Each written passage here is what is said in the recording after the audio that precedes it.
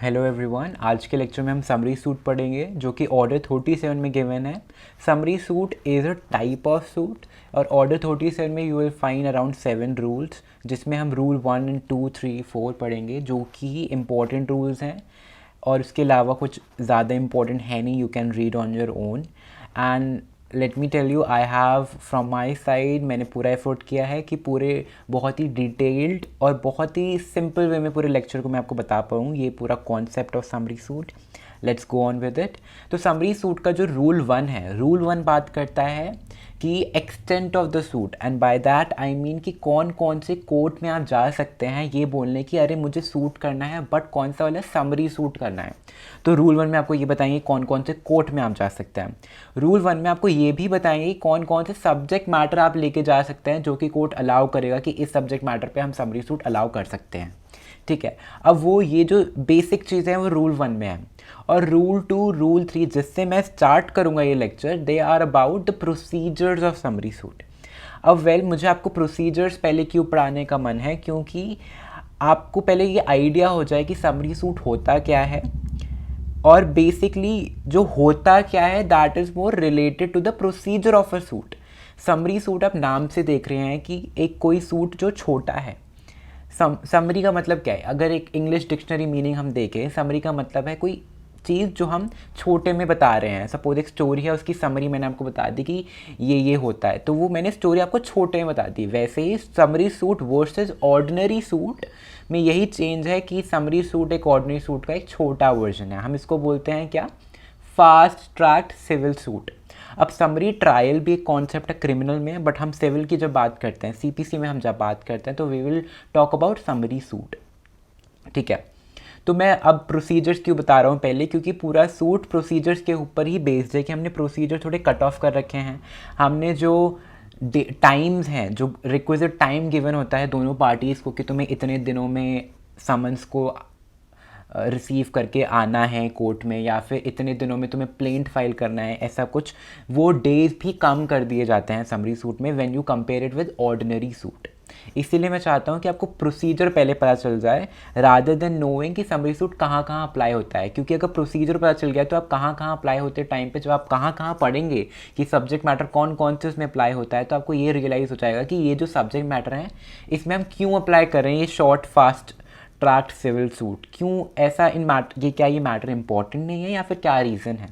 चलो हम वो देखेंगे। पहले हम रूल 2 रूल 3 से स्टार्ट करते हैं। अब मैंने इसको पूरे फ्लो चार्ट में बता रखा है, रूल 2 एंड रूल 3। जहाँ पे रूल 2 लिखा हुआ है वहाँ से रूल 2 बिगिन है, जहाँ पे रूल 3 लिखा है वहाँ से रूल 3 बिगिन है। Very simple. तो पहले हम सूट डालेंगे, कौन सा, समरी सूट। कोर्ट को हम बताएंगे कि हम समरी सूट डाल रहे हैं। कैसे बताएंगे कोर्ट को, प्लेंट में लिख के बताएंगे कि हमें ये सूट समरी चाहिए। और कैसे पता चलेगा कोर्ट को कि अब कुछ फॉर्म्स आते हैं। अगर आप रूल 2 खुद पढ़ेंगे सीपीसी में तो उसमें लिखा है फॉर्म 4A। फॉर्म आते हैं, उसको भरेंगे। उसी फॉर्म में टॉप हेडिंग में लिखा होता है कि समरी सूट। तो जज को भी पता चल जाएगा कि कौन सा सूट लेके आए हैं आप, समरी सूट। तो पहले आप समरी सूट डालते हैं तो तुरंत कोर्ट क्या करती है, समन ऑफ अपीयरेंस कर देती है डिफेंडेंट के लिए। अब उसके पैसे चाहे कोई भी भरे, क्योंकि पैसे प्लेंटिफ ही भरता है जो लेके आया है सूट, तो कोर्ट समन दे देगी डिफेंडेंट के अगेंस्ट। मतलब इसका मतलब क्या है कि डिफेंडेंट के एड्रेस पे नोटिस चला जाएगा कि आपको सो एंड सो डेट पे कोर्ट पे आना है, क्योंकि आपके ऊपर सो एंड सो केस लगा हुआ है। ठीक है, and now rule 3 will begin. Rule 3 क्या बोलता है, with in 10 days of service of notice summons, I mean service of summons का मतलब क्या है, जब वो समन डिफेंडेंट की नॉलेज में आ गए कि भाई मेरे ऊपर ऐसा कुछ समन आया है कि मेरे को कोर्ट ने बोल रखा है कि आपको 10 दिन के विदिन आना है, तो डिफेंडेंट को 10 दिन के विदिन कोर्ट में प्रेजेंट होना पड़ेगा। और उस बीइंग प्रेजेंट इन कोर्ट को क्या बोलेंगे हम लीगल भाषा में, डिफेंडेंट एंटरिंग एन अपीयरेंस। यहाँ पे मैंने लिखा है ना, डिफेंडेंट एंटर्स एन अपीयरेंस, वही रूल 3 में ऐसे एग्जैक्ट लिखा हुआ है। इसीलिए just to make you remember it more, और एग्जाम में आप जब लिखेंगे इसको तो ज़्यादा मार्क्स मिलेंगे जो आप लीगल भाषा यूज़ करते हैं। तो जब विद इन 10 days में डिफेंडेंट कोर्ट में अपीयर होगा तो उसको पहली चीज़ क्या करनी है, defendant first have to file an address for service of notice on him. अब ये address for service of notice मतलब, अब जब भी कोई भी नोटिस कोर्ट देगा तो ये इसी एड्रेस पे जाएगा जो डिफेंडेंट फाइल कर रहा है, एड्रेस कहाँ पे, कोर्ट में, आफ्टर एंट्रिंग एन अपीयरेंस। तो यहाँ पे मैंने एक्सप्लेनेशन लिखी है कि ऐसा क्यों है कि अनलेस अदरवाइज ऑर्डर्ड, अगर अदरवाइज ऑर्डर कर रखा है इन अ नॉर्मल सिचुएशन, जो भी समन्स हैं या फिर जो भी नोटिस हैं या फिर जो भी अदर कोई भी जुडिशियल रिक्वायरमेंट के लिए नोटिस देना है, तो वो डिफेंडेंट को सर्व कैसे होगा, जो उसने एड्रेस डाला है वहाँ पे। और जब अगर उसने एड्रेस डाल रखा है तो वी विल डीम कि उसको सर्व हो चुका है एज सुन एज वो एड्रेस पे रीच कर गया है, ठीक है, कि we will deem it to be served on him if they are left at the address given by him for such service, ठीक है। अब अनलेस अदरवाइज ऑर्डर, मतलब अगर कोर्ट बोलेगा कि इसको यहाँ सर्विस नहीं करना, इसको कहीं और डिफेंडेंट के मे बी ऑफिस एरिया में सबमिट करना है, तो वो सिचुएशन थोड़ी डिफरेंट हो जाती है, वो भी कोर्ट का डिस्क्रिशन है, ठीक है। बट इन अ सिनेरियो जहाँ पे मैंने अभी बोला कि समन्स ऑफ अपीयरेंस डिफेंडेंट के अगेंस्ट इशू हो जाएगा, तो उसके within 10 days of service of such summons defendant को कोर्ट में एंटर करना है, have to enter an appearance in court room. But अगर वो 10 days के विद इन अपीयर नहीं होता तो what will be the scenario there. तो मैंने यहाँ पे स्लैश करके पूरा सिनेरियो भी लिख रखा है, जो कि रूल 2 में गिवन है एक्चुअली। इसमें लिखा है कि अगर ऑन डिफ़ॉल्ट ऑफ अपीयरेंस, मतलब अगर वो सर्विस ऑफ समन्स के बावजूद भी डिफेंडेंट 10 दिन के अंदर नहीं आता, तो plaint deem to be admitted. Plaint क्या है, जो भी प्लेंटिफ ने डाल रखा है कोर्ट में कि मेरे साथ ऐसा ऐसा हुआ है, मेरा ये क्लेम है, और डिफेंडेंट ने ऐसा ऐसा कर रखा है, मेरा राइट इन्फ्रिंज हुआ है, ठीक है। अब ये जो प्लेंट है, कोर्ट उसको मान लेगा कि डिफेंडेंट ने एडमिट कर लिया है कि ये सही है, एंड अगर ये एडमिट कर लिया, ये कोर्ट ने मान लिया है, तो now defendant will be entitled for a decree. अब व्हेन आई से इंटाइटल्ड, आई मीन कि अब कोर्ट को डिक्री तो देनी ही देनी पड़ेगी, क्योंकि हमने डीम कर लिया है कि हमने डीम कर लिया है कि defendant have admitted to the such plaint, ठीक है। अब जब नॉर्मल प्रोसीजर में जब वो विद इन 10 days डिफेंडेंट ने अपीयरेंस एंटर कर लिया है, उसने फिर एड्रेस भी फाइल कर लिया है, फिर क्या होगा, दिस नोटिस ऑफ अपीयरेंस, अब ये जो डिफेंडेंट जो कोर्ट में आया है, इसका नोटिस भी प्लेंटिफ को जाना चाहिए। अब प्लेंटिफ को भी तो पता होना चाहिए कि डिफेंडेंट पे आ चुका है नोटिस सर्व होने के बाद, समन सर्व होने के बाद ही has entered an appearance in the court. अब ये भी, इसका भी नोटिस प्लेंटिफ को होना चाहिए। On the day of entering the appearance ये नोटिस प्लेंटिफ को चला जाएगा। अब जब ये नोटिस प्लेंटिफ को चला जाएगा, उसके within 10 days plaintiff will serve summons for judgement on defendant. अब इसका मतलब क्या है, जो प्लेंटिफ है, बहुत सिंपली प्लेंटिफ क्या करेगा, डिफेंडेंट को बोलेगा कि अब मैंने जजमेंट के लिए कोर्ट रूम में बोल दिया है कि मुझे जजमेंट दे दो, किस बेसिस पे, बाय गिविंग दिस एफिडेविट, जिसमें वो स्टेट का क्या करेगा, कॉज ऑफ एक्शन, कि उसका वो केस किस बेसिस पे लाया है, कॉज ऑफ एक्शन क्या है, उसके साथ बुरा क्या हुआ है, उसके साथ इन्फ्रिंज क्या हुआ है, और राइट इन्फ्रिंज होने के बाद वो रिलीफ क्या मांग रहा है कि मेरी ये रिलीफ है कि मेरा ये डैमेज हुआ है तो मुझे ये चाहिए। Plus he will be asserting the defendant has no defence. अब नो डिफेंस वाला इंपॉर्टेंट है बहुत ही कॉन्सेप्ट, क्योंकि अब मैंने पहली बात करी थी कि समरी सूट में जो सूट है वो छोटा वर्जन है ऑफ ऑर्डिनरी सूट। अब मैंने ऐसा क्यों बोला, क्योंकि ऑर्डिनरी सूट में डिफेंडेंट के पास has the right to defend himself, but summary suit में डिफेंडेंट के पास ये राइट टू डिफेंड नहीं होता एज अ वर्च्यू, मतलब ऑटोमेटिकली ये राइट नहीं मिलेगा डिफेंडेंट को। अब ये कोर्ट के ऊपर है, क्या बोलेंगे हम लीगल लैंग्वेज में, कि कोर्ट का डिस्क्रिशन है कि अगर उसको राइट टू डिफेंड डिफेंडेंट को देना है या नहीं देना। अब जो राइट टू डिफेंड देने की बात होती है ना, अब उसको हम लीगल लैंग्वेज में बोलते हैं लीव टू डिफेंड। अब ये रूल 3 में लिखा है, order 37 of rule 3, leave to defend. अब लीव का मतलब, इसको और थोड़ी बेसिक लैंग्वेज में हम करके देख लेते हैं कि court is allowing, giving a leave to the defendant to do what, to defend himself, to defend his position. अब समरी सूट में जो सब्जेक्ट मैटर है, अब रूल 1 में देखेंगे कौन सा सब्जेक्ट मैटर में अलाउ होता है समरी सूट। अब जो समरी सूट का जो सब्जेक्ट मैटर है वो इतना, कभी कभी उसमें इतना डायरेक्ट केस होता है कि ऐसा प्लेंट से ही पता चल जाए कि डिफेंडेंट के पास शायद ही कोई डिफेंस नहीं है, और जब कोर्ट को लगता है कि डिफेंडेंट के पास कोई डिफेंस नहीं है, या फिर डिफेंडेंट बोल रहा है कि मेरे पास डिफेंस है बट वो बहुत ही फ्रिवलस है, मतलब कोई सेंस नहीं बना रहा है उसका डिफेंस, या फिर उसने डिफेंस के लिए इसीलिए बोल रखा है just because he wants to elongate the case, कि उसको बस केस को बढ़ाना है, उसको जस्टिस को ऑब्स्ट्रक्ट करना है। अगर ये पॉइंट्स कोर्ट को लगता है कि ये प्रेजेंट हैं, तो कोर्ट लीव टू डिफेंड नहीं देगा, और अगर कोर्ट लीव टू डिफेंड नहीं देगा तो कोर्ट क्या करेगा, जजमेंट दे देगा। जजमेंट किस बेसिस पे दे देगा, अब वही जब ये प्लेंटिफ को नोटिस ऑफ अपीयरेंस गया था, डिफेंडेंट जब एंटर कर चुका था उसके बाद, तो जब विद इन 10 डेज़ का उसको टाइम पीरियड था कि plaintiff can serve a summons for judgement on defendant, उसी 10 डेज़ के विद इन प्लेंटिफ ने क्या किया, एक एफिडेविट कोर्ट में फाइल कर दिया जिसमें उसने कॉज ऑफ एक्शन बताया, उसने बताया रिलीफ उसने जो सॉर्ट करी है, plus asserting defendant has no defence. अगर डिफेंडेंट के पास कोई डिफेंस नहीं है और कोर्ट एग्री टू दैट, कि कोर्ट बोलता है कि हाँ हमें भी लग रहा है कि डिफेंडेंट के पास कोई डिफेंस नहीं है, तो डायरेक्टली कोर्ट जजमेंट दे देगा without hearing defendant, without hearing that party. तो यही समरी सूट है, यही डिफरेंस है ऑर्डिनरी सूट और समरी सूट में। अगर ये डिफरेंस पता चल गया तो there is nothing difficult to understand this concept. तो रूल 3 की बात करते हैं जिसमें लीव टू डिफेंड की बात है। अब 10 डेज़ का गैप होता है, यहाँ पे 10 डेज़ का गैप था ऑन सर्विस ऑफ समन जब डिफेंडेंट एंटर कर सकता है अपीयरेंस। यहाँ पे 10 डेज़ का गैप है जब प्लेंटिफ अपनी समन्स फॉर जजमेंट दे सकता है ऑन डिफेंडेंट। अब अगेन जब ये judgment summons for judgement on defendant plaintiff ने सर्व कर दिया है, दोबारा एक 10 डेज़ का गैप है। उस 10 डेज़ के गैप में क्या करना है, defendant has to apply for leave to defend. Obviously she wants to, अगर डिफेंडेंट को लगता है कि मुझे डिफेंड करना है अपना केस, कि ये जो मुझ पे एलिगेशन लगाए हैं वो गलत हैं या फिर इनसब्सटेंशियल हैं, कि मतलब कोई सब्सटेंस पे बेस्ड नहीं है, अनसब्सटेंशियल हैं, तो इस मौके पे उसको लीव टू डिफेंड लेना है, उसको डिफेंड करना है, तो वो विद इन 10 डेज ही अप्लाई कर सकता है फॉर लीव टू डिफेंड। अब जब वो अप्लाई करेगा उसको ऑटोमेटिकली डिफेंड करने का राइट नहीं मिल जाएगा। अब ये कोर्ट के ऊपर डिस्क्रिशन है। कोर्ट 3 चीज़ें कर सकता है, या फिर उसको leave they unconditionally, court can grant leave unconditionally, जो यहाँ पे मैंने बता रखा है। डिस्क्रिशन ऑन कोर्ट ये भी है कि या फिर वो leave they but with certain terms क्या हो सकता है, for example paying security in the court.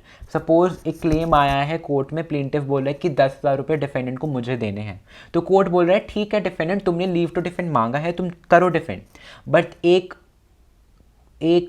Term है मेरी, कोर्ट ने बोला एक टर्म है मेरी कि तुम्हें सिक्योरिटी मतलब वो 10,000 रुपये कोर्ट में भरने पड़ेंगे फिर ही तुम डिफेंड कर पाओगे। अगर कोर्ट को फिर इवेंचुअली लगता है ऑन द लाइन कि डिफेंडेंट जीत गया है केस में, तो वो पैसे वापस आ जाएंगे, अगर नहीं जीता तो वो पैसे ऑब्वियसली प्लेंटिफ को चले जाएंगे। तो ये होता है। तो या फिर कोर्ट क्या ये भी डिस्क्रिशन है कि जो डिफेंडेंट ने अप्लाई करा है लीव टू डिफेंड वो बिल्कुल भी ग्रांट ना करें। That is also a possibility. अब रूल 3 एक और पॉसिबिलिटी की बात करता है, जैसे मैंने आपको बताया 10 डेज़ का गैप है हर किसी में, तो अगर डिले हो जाता है डिफेंडेंट की साइड से तो क्या हो सकता है। अगर वो डिले किन किन सिचुएशन में हो सकता है, either in entering an appearance, हमने देखा कि within 10 days of service of summons defendant has to enter an appearance, अगर वो 10 डेज़ के विद इन एंटर नहीं करता अपीयरेंस, या फिर either in applying for leave to defend, कि अब लीव टू डिफेंड भी मैंने देखा कि विद इन 10 डेज़ करनी है from service of summons of judgment on defendant. ठीक है, अगर इन दोनों में मतलब किसी में भी डिले हो जाता है, defendant by showing a reason कि इस रीज़न की वजह से मैं 10 दिन तक लेट हो गया, इस रीज़न की वजह से मैं 10 दिन के विद इन नहीं कर पाया जो मेरे को करना था, तो कोर्ट में एक्सक्यूज़। अब ये रीज़न मैं कैसे दूंगा, by application of condonation of delay.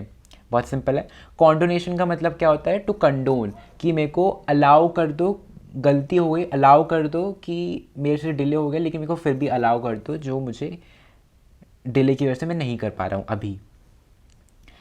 Then we move to hearing of summons for judgement.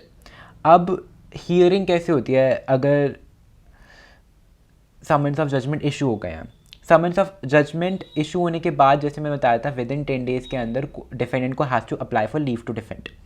ठीक है, if defendant has not applied for leave, अगर डिफेंडेंट ने अप्लाई नहीं करा है तो कोर्ट डीम कर लेगा कि प्लेंट है डिफेंडेंट ने एडमिट कर लिया कि that is true, now the plaintiff will be entitle to judgment forthwith, कि जजमेंट फोर्थविथ का मतलब होता है विदाउट डिले, तो जजमेंट मिल जाएगी विदाउट डिले किसको, प्लेंटिफ को, प्लेंटिफ के फेवर में ही होगी ऑब्वियसली वो जजमेंट।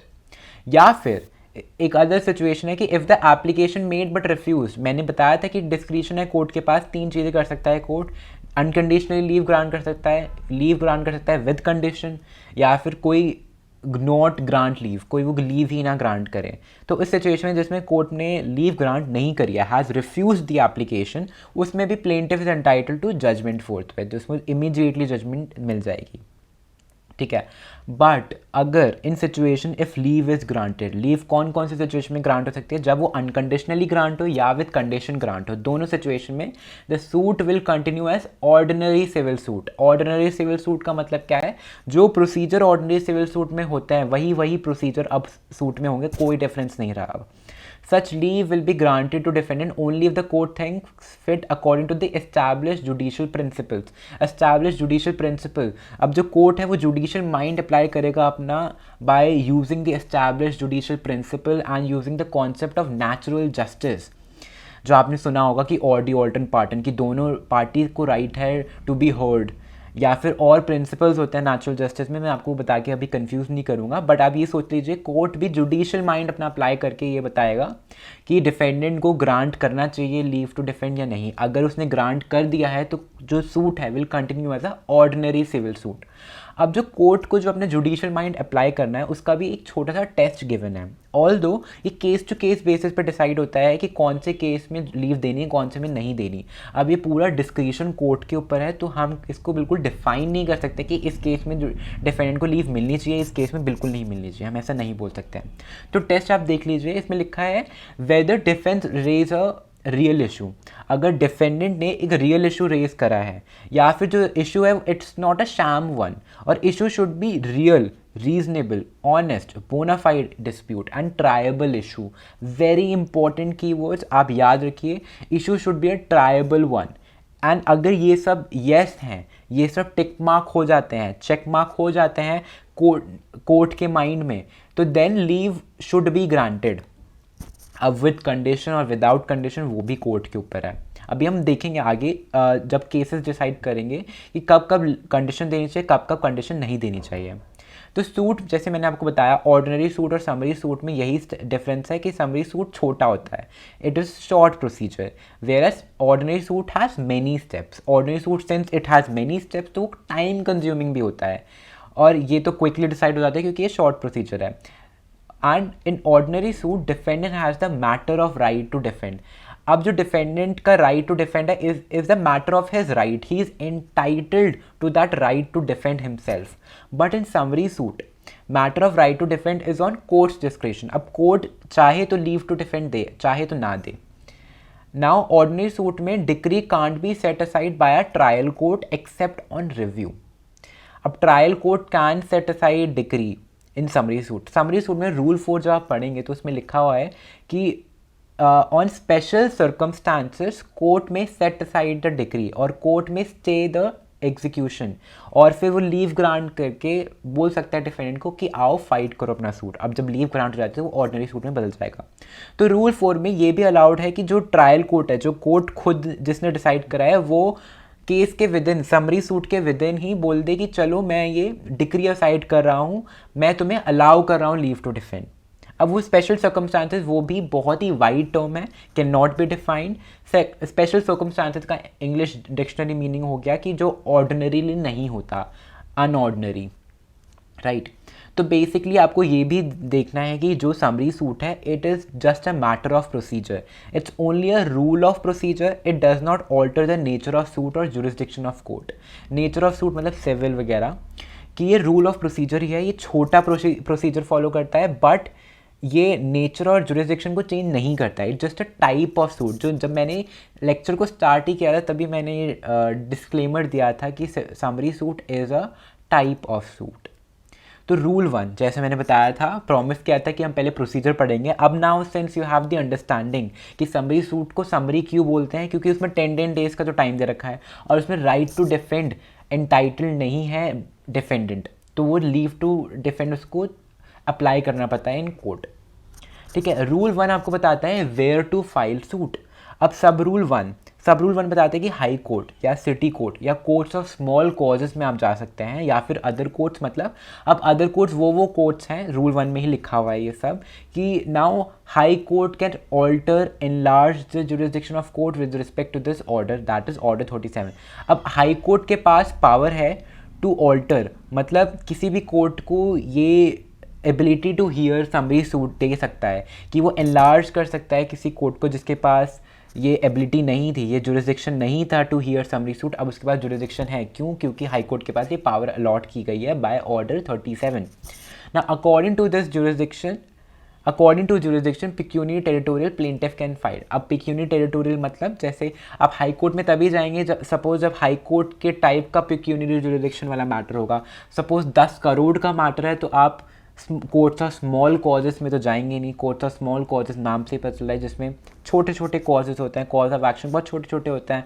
10,000 का केस हो गया, 70,000 का केस हो गया, अब वो जुरिसडिक्शन तो वो स्टैच्यू ही बता पाएगा।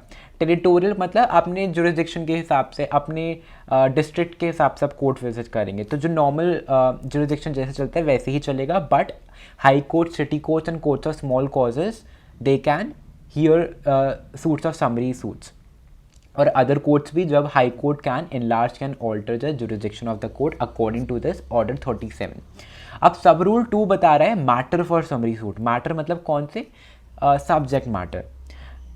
सब रूल 2 में हम जब ए पार्ट की बात कर रहे हैं, bill of exchanges, hundis and promissory note, ये बेसिकली नेगोशिएबल इंस्ट्रूमेंट्स की बात कर रहा है। जब कोई cause of action negotiable instruments के ऊपर होता है। अब जो जैसे हमारा बिल ऑफ एक्सचेंजेस है, it is nothing but a cheque, कि एक्सचेंज वाला चेक। अब जब इस पे कोई सूट आता है तो then you can go to summary suit. या फिर रिकवरी ऑफ डेट और liquidated demand of money. Recovery of debt is payable by defendant with और without interest arising out of written contract, enactment या guarantee. ये situations हैं जब मैं summary suit में जा सकता हूँ। देखो, recovery of debt for example एक contract arising out of a contract, या अराइजिंग आउट ऑफ इनैक्टमेंट, या arising out of a guarantee. Guarantee भी एक सॉर्ट ऑफ अरेंजमेंट होती है बिटवीन पार्टीज की I am guaranteeing you, I am guaranteeing to pay such and such amount to you. But अगर उसमें कोई cause of action आता है, सपोज उसने नहीं पे किया, फिर ऐसा कुछ भी है, तो आप समरी सूट में भी जा सकते हो। या फिर liquidated demand of money. Liquidated का मतलब क्या होता है? फिक्स्ड, असोर्टेंड, पहले से ही पता है कि कितना मनी मैंने डिमांड किया है और कितना क्यों किया है। सपोज एक कॉन्ट्रैक्ट में था कि I and you have a contract, I had the contract, मैं सेलर हूँ, मेरे को ये तुम्हें एक स्टिपुलेटेड टाइम मतलब एक गिवन टाइम पे मुझे तुम्हें एक प्रोडक्ट्स देने थे जो मैंने नहीं दिए। Now you are the aggrieved party, ठीक है। अब एग्रीव्ड बाय माई एक्शन तुम कोर्ट में जा सकते हो by demanding so and so damage, liquidated damage. क्यों? क्योंकि कॉन्ट्रैक्ट में ही लिखा है कि अगर if I fail to sell you so and so things on so and so date, तो मुझे इतना 10,000 रुपीज़ मेरे को तुम्हें एज अ डैमेज देना है।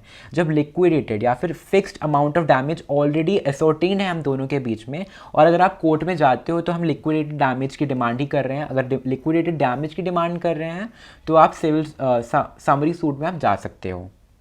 Very simple. तो समरी सूट का होल ऑब्जेक्टिव क्या है? देखो, सिंपल है। Objective is to prevent unreasonable obstruction by defendant who has no defence. अगर आप यहाँ पे ध्यान से देखेंगे कि जो सब्जेक्ट मैटर है मेरा नेगोशिएबल इंस्ट्रूमेंट से रिलेटेड है या फिर कोई कमर्शियल ट्रांजैक्शन से रिलेटेड है, और अगर हमने इन सूट्स को, इन केसेस को हमने एक्सपीडिशियसली एजुडिकेट नहीं किया। एक्सपीडिशियसली एजुडिकेट का मतलब है कि जल्दी जल्दी मैंने इसको लिपटाया नहीं, मतलब जुडिशरी ने जल्दी जल्दी लिपटाया नहीं, तो आपकी कमर्शियल ट्रांजैक्शन के जो बेसिस पे केसेस हैं, अगर वो लिपटे नहीं, वो चलते गए कोर्ट रूम्स में, तो हमारी इकोनॉमी पे फ़र्क पड़ेगा। तो वे इकोनॉमिक पे, ये लॉन्गर इंटरेस्ट की बात कर रहा है, इसीलिए हम एक्सपीडिशियस डिस्पोजल की बात कर रहे हैं, क्योंकि हमें इकोनॉमी पे भी स्टॉपेज नहीं लगाना है, क्योंकि ये कमर्शियल ट्रांजैक्शन से रिलेटेड केसेस हैं। और ये केसेस इतने डायरेक्ट हैं कि डिफेंडेंट के बाद अगर डिफेंस है या नहीं है वो कोर्ट को पहले ही पता चल जाएगा। डिफेंडेंट जब अपना प्रेजेंट करेगा, बोलेगा कि मेरे पास, अगर जब बोलेगा लीव टू डिफेंड की एप्लीकेशन देगा कि मेरे पास सो एंड सो डिफेंस है, तो कोर्ट को डायरेक्टली पता चल जाएगा कि भाई डिफेंस है या नहीं, या कितना वर्दी ऑफ डिफेंस है ये। तो दीज आर दी ऑब्जेक्टिव्स। तो अपील्स की जब बात करते हैं कि there is no appeal lying against an order granting और refusing leave to defend under rule 3 में जो आप लीव टू डिफेंड की बात कर रहे हैं, तो अगर जो कोर्ट ने डिस्क्रिशन से ग्रांट की है या नहीं ग्रांट किया, उसके ऊपर आपको कोई अपील नहीं है, उसके ऊपर आप कोई अपर कोर्ट में नहीं जा सकते कि भाई मेरे को ऑर्डर गलत मिला है, ठीक है, आप नहीं जा सकते। But appeal, there is appeal on the decree pass in summary suit. अब जो भी डिक्री पास हुई है समरी सूट में, उसमें आपको अपील है। ऑल दो जो ये ऑर्डर की बात हो रही है ऑफ पासिंग ऑफ ग्रांटिंग और रिफ्यूजिंग लीव टू डिफेंड, आप इसको रिवीजन में जा सकते हैं। रिवीजन किस में होता है? 155 सेक्शन 155 ऑफ सीपीसी, या फिर आप रिट में भी जा सकते हैं हाई कोर्ट के अंदर, आर्टिकल 226 या आर्टिकल 32 सुप्रीम कोर्ट में भी जा सकते हैं, जब आपका ऑर्डर ऑफ ग्रांटिंग और refusing of leave to defend के ऊपर आपको दोबारा न्याय चाहिए हो, अगर आपको लग रहा है आपके साथ गलत हुआ है। तो पहला हमारा जो केस है संतोष कुमार वर्सेस भाई मूल सिंह, वेरी सिंपल केस। जो भाई मूल सिंह है हमारे, वो प्लेंटिफ हैं। ही फाइल्ड समरी सूट किस पे? सब्जेक्ट मैटर क्या है? On dishonour of a cheque. अब चेक क्या है? Bills of exchange. हमने सब रूल 2 में पढ़ा था, bills of exchange is one of the subject matter which can be entertained in a summary suit. ठीक है, तो सब्जेक्ट मैटर ठीक है, इनका सब्जेक्ट मैटर भी ठीक है समरी सूट के हिसाब से। तो संतोष सिंह जो है हमारे original respondent, he applies for leave to defend under what rule? Rule 3 of order 37। तो ट्रायल कोर्ट जब ये केस सुनता है तो बोलता है कि defence has raised a triable issue, कि जो डिफेंस है, मतलब जो संतोष कुमार है, जो रिस्पोंडेंट है, he has raised a triable issue, but defendant have not placed anything on file to show his bona fide one. उसने डिफेंडेंट ने कुछ फाइल में प्लेस नहीं करा है कि ये शो करने के लिए कि ये जो इनका जो डिफेंस है it's a bona fide one. Basically court क्या कह रहा है, अगर संतोष सिंह ने कुछ भी बोला है तो उसको लिए संतोष सिंह ने कोई एविडेंस नहीं दिए हैं। ठीक है, ट्रायल कोर्ट ये बोल रहा है। तो ट्रायल कोर्ट ने क्या करा, लीव टू डिफेंड तो दे दिया, बट एक कंडीशन के साथ दिया कि सिक्योरिटी ऑफ और प्लस कॉस्ट ऑफ सूट, ये दोनों डिफेंडेंट को देने पड़ेंगे कोर्ट में। सिक्योरिटी मतलब जो भी अमाउंट क्लेम करा है प्लेंटिफ ने, और कॉस्ट ऑफ सूट मतलब कि जो भी खर्चा आ रहा है कोर्ट में। संतोष कुमार की केस जर्नी है कि रिव्यू में जाता है। पहले तो ये रिव्यू क्या होता है, सेम कोर्ट में यहाँ आप रिव्यू करते हैं एक ऑर्डर का, या फिर ये हाई कोर्ट में रिट में जा रहा है आर्टिकल 227 में, वो भी फेल हो जाता है। Now SLP special leave petition जब सुप्रीम कोर्ट में आर्टिकल 136 के अंडर हम करते हैं, तो वहाँ पे जब ये सुप्रीम कोर्ट में केस आता है तो इशू क्या है, whether trial court was justified in granting conditional leave and defendant prima facie raised a triable issue, कि अब trial court was it justified to grant a conditional leave जब defendant has raised a triable issue. Trial court ने खुद बोला कि defendant ने जो defence raise किया है वो ट्रायबल है। तो क्या यहाँ पे ट्रायल कोर्ट जस्टिफाइड थी to just grant a conditional leave? Supreme court ने डायरेक्टली एंड कैटेगोरिकली बोला नो। सुप्रीम कोर्ट ने बोला कि power to put condition is just to ensure speedy trial in case defendant is just trying to prolong trial. ठीक है, और अगर defendant has raised a triable issue तो unconditional leave must be given. Unconditional मतलब बिना condition के, कि आप ये नहीं बोल सकते कि सिक्योरिटी दो और कॉस्ट ऑफ सूट दो, ये नहीं बोल सकते, क्योंकि अगर ये बोलोगे तो otherwise this leave will be illusionary. ठीक है, and the next case is Messrs Mechanic Engineers and Manufacturers versus Basic Equipment Corporation। 1977 का केस है, अगेन सुप्रीम कोर्ट केस। यहाँ पे जो बेसिक इक्विपमेंट कॉर्पोरेशंस हैं they filed a summary suit, while the other party which is Mechanic Engineers and Manufacturers they apply for a leave to defend under which rule 3। again and again I'm saying this क्योंकि ताकि आपके दिमाग में चला जाए। अब इन्होंने leave to defend file किया और and they were granted leave to defend unconditionally too, कोई कंडीशंस नहीं लगाए कोर्ट ने। बट जब बेसिक इक्विपमेंट कॉर्पोरेशन, जब ये पार्टी ने रिवीजन पिटीशन में अंडर 115 में हाई कोर्ट में बोला कि इनको एक कंडीशन लगानी चाहिए लीव टू डिफेंड में, तो कोर्ट ने कंडीशन भी लगा दी to give the court the amount claim by petitioner, security देनी पड़ेगी मैकेनिक इंजीनियर्स को। बेसिकली हुआ क्या, पहले इनको लीव टू डिफेंड दे दिया गया अनकंडीशनली, फिर बाद में जब रिवीजन में गए तो हाई कोर्ट ने बोल दिया कि नहीं, तुम्हें अब कंडीशन है टू पे सिक्योरिटी। अब जब aggrieved by this decision of the high court, अब मैकेनिक इंजीनियर्स एंड मैन्युफैक्चरर्स ने एसएलपी में सुप्रीम कोर्ट गए। SLP is special leave petition. अब इशू क्या रेज हुआ कि could high court interfere using its power under section 115 CPC with discretion of additional district judge of granting unconditional leave when High Court themselves found ground by defense were reasonable। Basically issue ये है कि under section 115 CPC high court के पास जो power है, can it interfere with the discretion of the जज for granting unconditional leave, कि unconditional leave जो grant करने का जो डिस्क्रिशन था उसमें इंटरफेयर कर सकता है हाई कोर्ट या नहीं। और जब हाई कोर्ट, जिस सिचुएशन में हाई कोर्ट ने खुद ने बोला कि जो ग्राउंड है जो डिफेंडेंट द्वारा रेज किया गया है इट वाज रीजनेबल, अब हाई कोर्ट कर सकता है नहीं, तो सुप्रीम कोर्ट ने बोला कि if the issue raise is reasonable and triable, defendant is entitled to unconditional leave. अब बेसिकली यहाँ पे एक ही चीज़ रीटरेट हो रही है कि unconditional leave to defend is a rule. बाकी अगर आप लीव टू डिफेंड ग्रांट नहीं कर रहे या फिर कंडीशन लगा रहे हो, इट्स एन एक्सेप्शन, राइट। तो ये मैं क्यों बोल रहा हूँ, क्योंकि जो रीसेंट केस है BL Kashyap and sons limited and JMS steels and power corporation, जो 2022 का केस है, उसमें यही बोला है कि grant of leave to defend is the ordinary rule and denial is an exception. हम इस केस पे आएंगे, पहले ये वाले केस पे थोड़ा ध्यान देते हैं। Very simple short case, ONGC limited versus State Bank of India, SBI का केस है 2000 का। अब whether high court was right in granting unconditional leave to defend to the bank. अब हाई कोर्ट ने बैंक को अनकंडीशनल लीव दे दी on which ground, on flimsy ground, कि ग्राउंड जो थे वो इररेलेवेंट थे, अनटेनेबल थे। अनटेनेबल मतलब जो डिफेंड, टेनेबल का मतलब होता है जो चीज़ डिफेंड करी जा सकती है, अनटेनेबल जो चीज़ डिफेंड भी नहीं करी जा सकती है। ऐसे ग्राउंड रेस किए थे और ऐसे ग्राउंड पर उनको अनकंडीशनल लीव दे दी। तो सुप्रीम कोर्ट ने बोला कि SBI had no prima facie good defence, on the face of it उनके पास कोई डिफेंस नहीं था, उनके पास कोई गुड डिफेंस नहीं था। Therefore high court should not have granted unconditional leave. Conditional भी दे देते लेकिन नहीं, उन्होंने अनकंडीशनल दी, तो इट वॉज रॉन्ग। अब ये 2022 के केस में आते हैं कि where the court has said categorically कि grant of leave to defend is the ordinary rule, कि is the rule. Normally situation में कोर्ट को क्या करना चाहिए, ग्रांट ऑफ लीव दे देना चाहिए, और उसका डिनायल या फिर उस पर कंडीशंस लगाना इज़ ऑल्सो एन एक्सेप्शन।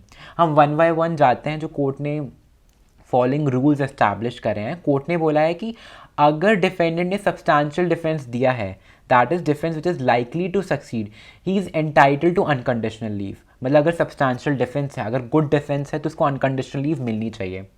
अगर डिफेंस ने ट्रायबल इशू रेज किया है या इंडिकेटिंग अ फेयर और बोनाफाइड डिफेंस है, although not a positively good defence, क्योंकि सब्सटैंशियल डिफेंस में पॉजिटिवली गुड डिफेंस की बात करते हैं, यहाँ पे गुड डिफेंस नहीं है बट एक ट्रायबल इशू रेज किया है कि भाई सोचने वाली तो बात है, ये कोर्ट को लग रहा है ऐसा, तो ही is entitled to unconditional leave. But in a situation जहाँ पे defendant has raised a triable issue but it remains doubtful if the defendant is raising the same in good faith और about genuineness of the issue. ये triable issue तो raise किया है but court को ये समझ नहीं आ रहा है कि ये प्रोलॉन्ग करने के लिए रेज किया है या फिर जेन्युइनली रेज किया है।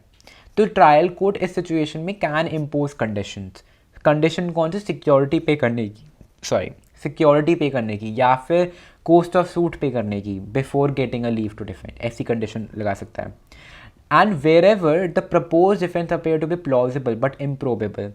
प्लॉजिबल मतलब रीजनेबल तो है बट इम्प्रोबेबल है कि ऐसा पॉसिबल तो लग नहीं रहा है, तो इसमें क्या कर सकता है कोर्ट, एक हाइटेंड कंडीशन अप्लाई कर सकता है एज टू टाइम और mode of trial, security furnish करने के लिए बोल सकता है या कॉस्ट ऑफ सूट देने के लिए बोल सकता है या फिर कोई भी एडिशनल कंडीशन जो कोर्ट को सही लग रही है, क्योंकि कोर्ट का डिस्क्रिशन है ये।